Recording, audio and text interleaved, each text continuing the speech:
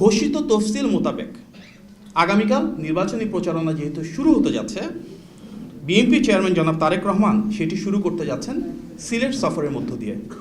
তিনি আজ রাত 8:15 বিমানযোগে সিলেটে পৌঁছাবেন।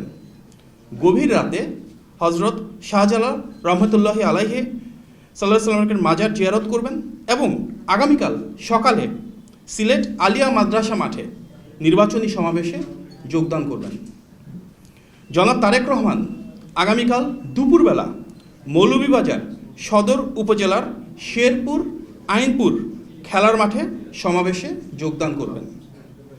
যাত্রাপথে হবিগঞ্জ জেলার শায়েস্তাগঞ্জ উপজেলায় প্রস্তাবিত নতুন উপজেলা পরিষদ মাঠে সমাবেশে যোগ দেবেন।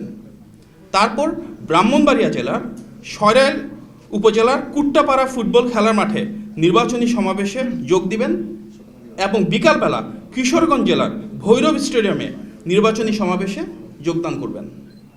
এরপর যাত্রাপথে তিনি নরসিংদীর পৌর এলাকা সংলগ্ন নির্বাচনী সমাবেশ হয়ে নারায়ণগঞ্জ জেলার 2500 রূপগঞ্জ গাউছিয়া এলাকার সমাবেশে যোগদান করবেন এবং তারপর গভীর রাতে গুলশানস্থ নিজের বাসভবনে ফিরবেন ইনশাল্লাহ।